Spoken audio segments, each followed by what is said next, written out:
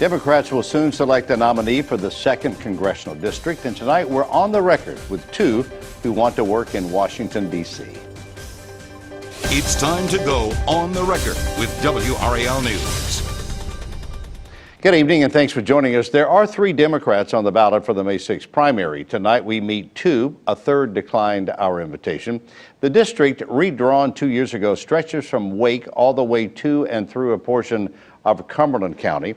The first candidate we meet tonight is a familiar face to many of you, a younger generation candidate who used a younger generation technique to announce his candidacy. For most Americans, there are no golden tickets, at least not like the kind you see on TV. More families are struggling today than at any time in our history, and here in North Carolina, we've suffered more than our share of pain. The years I spent as a special... We are joined now by Democrat Clay Aiken, and also here is WRAL's multimedia investigative reporter Mark Binker. Laura Leslie is off this evening. Mr. Aiken, thanks for coming in and talking with us. Thank you for having me. Before you ever became known to most of us in this area, your focus was on special education, teaching children with special needs. Right. Now, I know you have told some people, I believe the Huffington Post, one of those, that Congress could really use the special ed teacher with what happens there at times. But in all seriousness, that's a noble cause, not that serving in Congress is not. But how do you make the leap from wanting to teach special children to your time as a singer and in show business and on stage and Broadway, now to Washington? I think they all cross in some ways. You know, one of the reasons that I was able to, I worked with special ed kids because I worked at the YMCA and I started working at Brentwood Elementary School. But after Idol, I talked a lot about the fact that the kids who I worked with in the classroom couldn't go to summer camps and after school programs, and so because they didn't have resources. So we started an organization called the National Inclusion Project to include those kids into programs with kids without disabilities. And to me, that was an opportunity to use sort of the platform that I had from Idol to advocate for kids who didn't have a voice or didn't have people speaking up for them. So to me, being a representative in Congress, politicians really are supposed to be advocates for the people who they're elected to serve.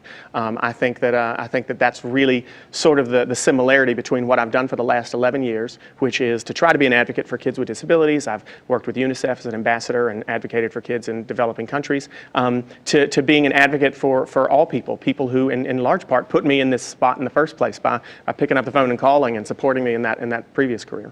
You know, when we first heard your name floated as a potential candidate, you do know people were going, seriously, right? Come on, Clay Aiken, he's going to run for Congress. What is this?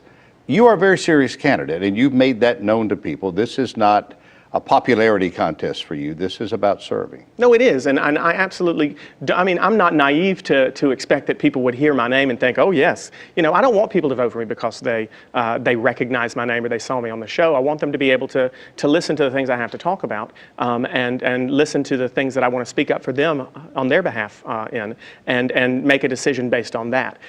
You know, having the name that's recognizable gets us in the door a little bit and gets people to listen some, but that's not enough. You know, I have to be able to, I recognize that I have that challenge. We call it a mountain that we have to climb in order to get people to see me in a different way. But we're working to do that, and I think that once I have an opportunity to talk to people about the issues that frustrate me and listen to them about the issues that frustrate them, we find that there's a lot of common ground there, and they recognize that I am in this because, you know, I don't need a job.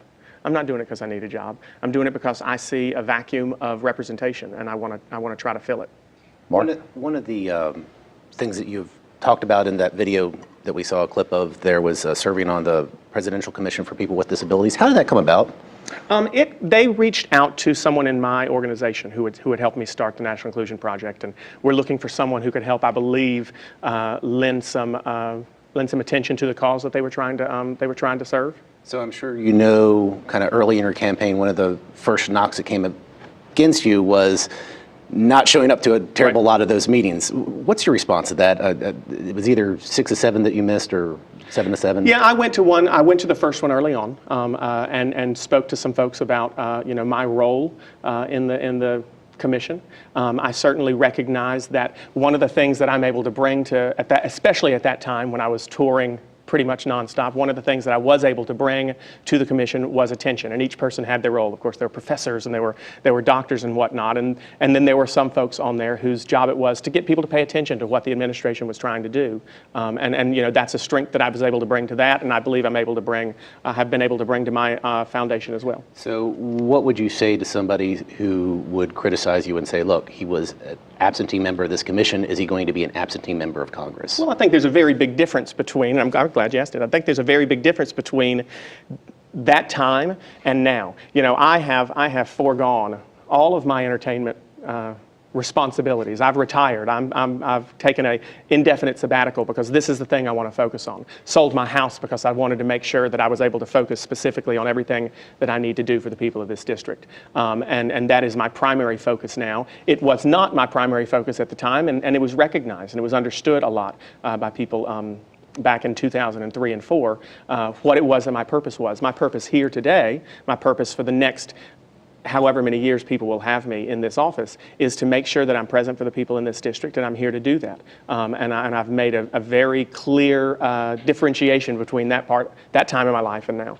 Let's talk about some of the issues that would be facing you as a member of Congress, particularly the three that come to mind first for me is health care. I mean, the Affordable Care Act is in place. The president talked about it this week, saying there are 8 million people who have now enrolled, many under the age of 35, that hopefully, from his perspective, this is going to work. Yet there are Republicans in the majority in the House that continue to push for repeal.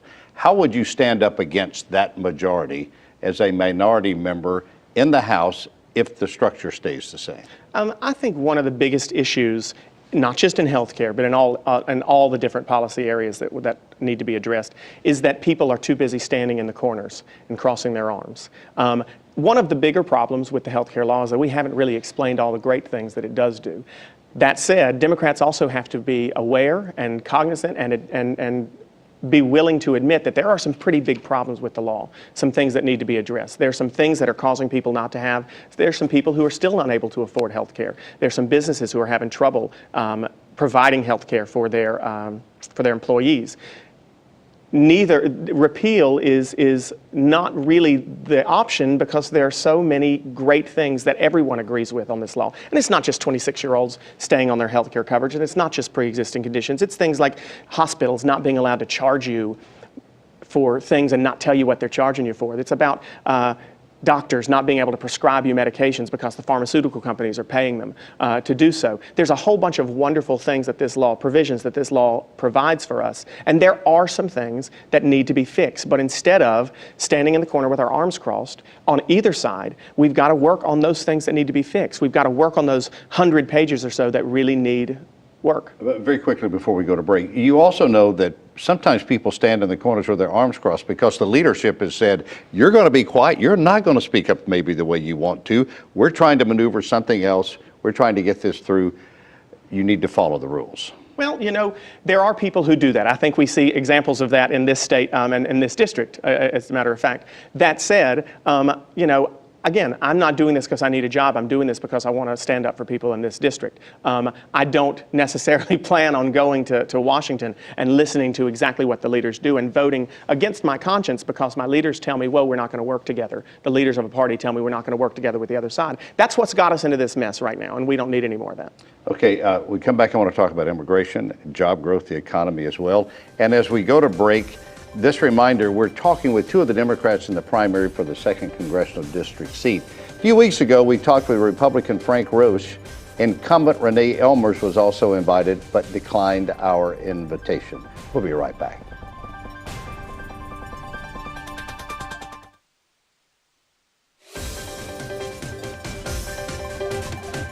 Welcome back. We are on the record tonight talking with those who want to serve in the 2nd Congressional District in North Carolina who are Democrats. There are 3 in this race. Keith Crisco was invited to join us tonight. He declined the invitation. We'll be talking with Toni Morris in just a few minutes. Right now we're talking with Clay Aiken, Democrat from this area. We've talked about health care, why you want to run. Mark Binker, I know you want to talk about job growth. We do. And on your website, you say our people also need immediate job relief today, and the American infrastructure is crumbling. Immediate progress should be made through a program that updates our roads and railways, et cetera. The question that always comes along with, hey, we need a big infrastructure push is, how do we pay for that big infrastructure push? How do we pay for that big infrastructure push? Well, I think setting up an infrastructure bank, which would put funds into a permanent fund up, set a permanent fund up to fund these ongoing infrastructure needs is important. We can't answer that question without talking about the amount of debt that the country is in, and a way to curtail the growth of that debt is to look at some of the ways that we can make cuts and spend money smarter. I mean, if you look at, for example, the fact that the government spends $25 billion a year on upkeep for vacant and unused buildings, that's the type of cut or irresponsible spending that the government needs to stop, and that money should and could be used in other areas that could help job growth and could improve our infrastructure. And I'm not just talking about roads and bridges. I'm talking about the electrical grid, which needs a lot of attention. Smart grid technologies could be implemented. Broadband access for people. Those types of things, broadband access and electrical grid improvements, don't just create jobs right then, with the people who are building them and providing that access, but broadband access allows people to create jobs where they are, allows job growth right there. What would you say, though, to people who would point to the electrical grid and broadband access and say, look, we've got private sector companies doing those things. Why should the federal government meddle in those particular industries? Well, I worry and consider the fact that we have a lot of rural areas in this country where private sector growth is not tending to the needs of those people. This district has a lot of rural areas, Randolph County, Western Chatham County, Harnett County, where private sector is not taking care of the people in those districts, and those parts of the district, excuse me. And we need to make sure that they have the same access to broadband, they have the same technology and availability of all these resources and services, and the government is able to do that and should be doing it because a good road gives you access to a company to come in and get their services to and from markets. So we can't ignore the rural areas in the country just because private sector is building a lot in more urban areas. Immigration continues to be a hot topic all across the state, particularly in the 2nd District, where the incumbent, Republican Renee Elmers, has sort of broken ranks with some of those within her party and irritated some within the district. Is your vision for immigration reform different from hers? I haven't necessarily paid enough attention to what it is that she has proposed. I will say I appreciate the fact that she recognizes that deportation of everyone who has come here illegally is not only logistically difficult, but fiscally irresponsible. It would cost $180-some billion to deport everyone who is here illegally. In addition to that, the amount of money that those people pay into the economy would be incredibly detrimental to the country if we took it out. I am a strong supporter of the DREAM Act, and I think that's a difference that I have with the Congresswoman. I believe that we differ there. I believe that children who have been brought here through no fault of their own by their parents as children, we've educated them. They are contributing to the economy right now, and we should allow them to be here legally so that the education that we've given them will pay off for our economy. Those folks who are here illegally, how we handle that is one issue, but if we don't spend the resources on securing the border, if we don't put the time and effort into making sure that our borders are secure, then what we do with those other millions who are here illegally will matter little, because in several decades we'll be back in the same position.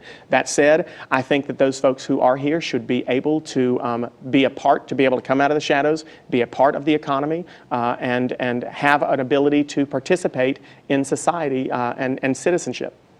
30 seconds left. What do you want people to know about Clay Aiken they don't know? I think that people see me as a singer, and I recognize that's of course, how I got into their living rooms. But I've tried to use the last 11 years to advocate for populations of people who have not been listened to. And I believe strongly that right now the people in this state, especially in the 2nd District, are not being advocated for. And again, you know, I don't need a job. I'm doing this because I see something that needs to be done, and I truly, truly hope to be able to advocate for people who supported me in Congress. We appreciate your time tonight. Clay Aiken, good to have Thank you you very here. much. When we come back tonight, Democrat Toni Morris, who describes herself as a candidate outside the political arena, will be with us. We'll be right back.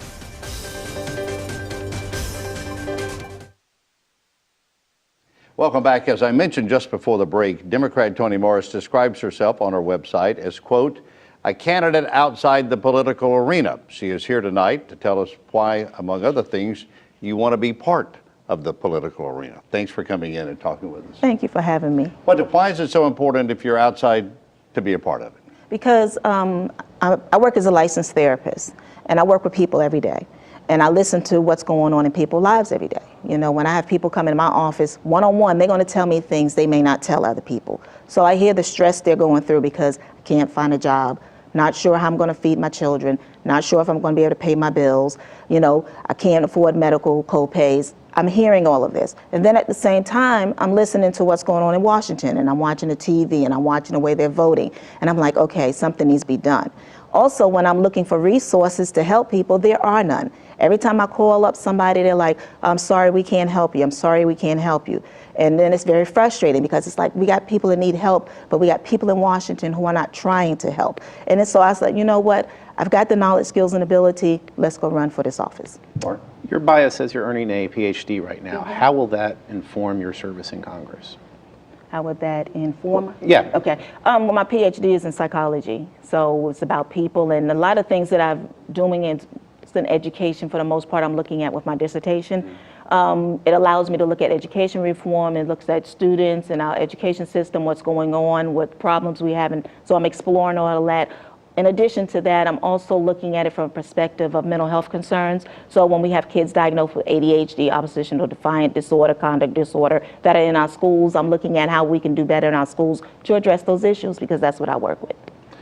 A couple of specifics, and we talked to Mr. Aiken about this. And the last thing we talked about was immigration reform. Let's ask you the same thing. If you're a member of Congress, would you support the DREAM Act? Would you differ from Congresswoman Elmers and her positions now? I would support the DREAM Act, and when I'm thinking about immigration, I look at our policies we have now. We do have work visas in our immigration policy. We also have where people can get citizenship. The problem we're having a lot of times is that people do not adhere to what we have in place. So when we're looking at work visas, if we have more employers who would ensure that their workers are getting the work visas, I think that would help us with documentation. So I think that we need to really tweak what we're doing, ensure that people are adhering to it. Also, at the same time, we need to make sure that it doesn't take forever for the paperwork to get done, because that could be problematic. If I'm coming to the United States and all I want to do is work, and I want a work visa, if it's going to take me 6 months to a year to get a work visa, and somebody's going to tell me, oh, well, I'll pay you without it, what am I going to do? So we can do a better job of implementing our own policies that we have in place right now. As you probably know, the candidate who we're not hearing from tonight, Mr. Crisco, is running on his background as a former state commerce secretary, as well as a small business owner, talking about jobs. What realistically could Congress be doing right now that you could propose or push for that would bring jobs to a district that, frankly, is one of those that really needs them right now? Well, first of all, a jobs bill has got to be done first. We haven't done anything on jobs in the past 6 years. What does a jobs bill look like? A jobs bill will look like, for our district, making sure that we have jobs available that meet across the section. We need jobs that are for degree people. We need jobs that are for high school diploma people. We need jobs that meet the standards for people who don't have a high school diploma, because we need to get everybody working in our district. If we can do that, then guess what? The economy will get better, people will be much happier, and then we will be moving towards decreasing our deficit, if you think about it from that perspective. But your friends in the other political party would say government can't create jobs. What can government do to create jobs? Well, government's not going to create jobs. We will look to see what jobs are available and what jobs we can bring here. For instance, for a second congressional district, that's all we're going to do. We're not going to create jobs. Let's look at companies that we can entice to come to North Carolina, to bring jobs to the North Carolina so that we can get our people employed. We're not going to create it. We're going to entice people to come in to bring their jobs to us. That way we get people back to work. Ms. Morris, you ran 2 years ago. What did you learn from that experience, and are you a different candidate? Do you have different beliefs than you had 2 years ago? My belief system is still the same. The difference with me right now is I think I'm a little bit, more confident. When you come out as a first-time candidate, you're not too sure of the political arena, especially when you're not part of the system. But for me, I learned a lot, and this time I'm coming out, and I've learned just to be yourself. Let me go be Tony. And that's what I have been doing on the campaign trail. I am now Tony, and I'm getting a lot of positive feedback. And they're like, wow, who is this? I said, this is the real me. You go through training. I went through the Women in Office training and talked to you how to be a woman candidate. And so I said, you know what? I just got to be me. I know people. I take care of people. Let's just go talk to the people. Mr. Aiken talked about the Affordable Care Act and said, from his perspective, does not need to be repealed, but does need to be tweaked. There's some areas of it that need to be changed, but there also needs to be focused on what he says are the good things that legislation is doing. Do you agree with that? I agree with that. I worked in healthcare for 14 years, OBGYN and general surgery. I worked at hospitals as well as private practice, so I'm very familiar with the system. So I know when I'm looking at the Affordable Care Act, what it brings to it, I know it's much needed. We've needed healthcare reform for many years. So no, I'm not in favor of repealing it, but at the same time, we've rolled it out. Let's see how it works. Like you said earlier, we have 8 million people who've already signed up. That tells you there is a need. So it's not like just fluff. People know there is a need. So let's see how it works. The things that are working, we keep. The things that are not working, we go back to the table. We reevaluate it. We make sure that we get it to the point where the people of the United States are getting the best health care coverage that they could possibly need. Is there a specific item in the ACA that you would either fix, remove, change somehow? Not right now. I wouldn't, only because I'm not sure how everything is going to play out. We have to give it time to go out and work and see what is, like I said, what is working and what is not going to work. And then once we figure that out, then we tweak it to make sure it's the best policy available. We have about a minute left here. Do you know Congresswoman Elmers? Have you met spoken her with once. her? If she were here tonight and you could speak to her and say, here's why I want to replace you, what would you say to her? I would say, Congresswoman Elmers, this is why I want to replace you, because I do not appreciate you shutting down the government and impacting Fort Bragg. I do not appreciate that. That's what I would let her know. Because we have men and women who serve our country, without any reservations. They put on that uniform every single day. They are up at 4 or 5 o'clock in the morning, working hard, training hard.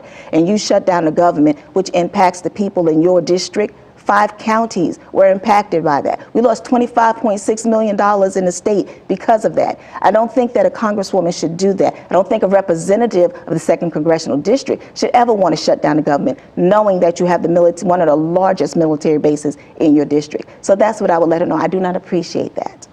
Toni Morris, thank you for being with us tonight. Again, the May primary is coming up in just a couple of weeks. Yes. It's on Tuesday, May 6th. Complete coverage here on WRAL, and we'll be right back. Thank you. As we mentioned, the May 6th primary is right around the corner, and that means early voting is about to begin, Mark. Yep, Thursday, the 24th of April, you'll be able to go if you're registered down to a sort of regional polling place and cast your ballot early for the election.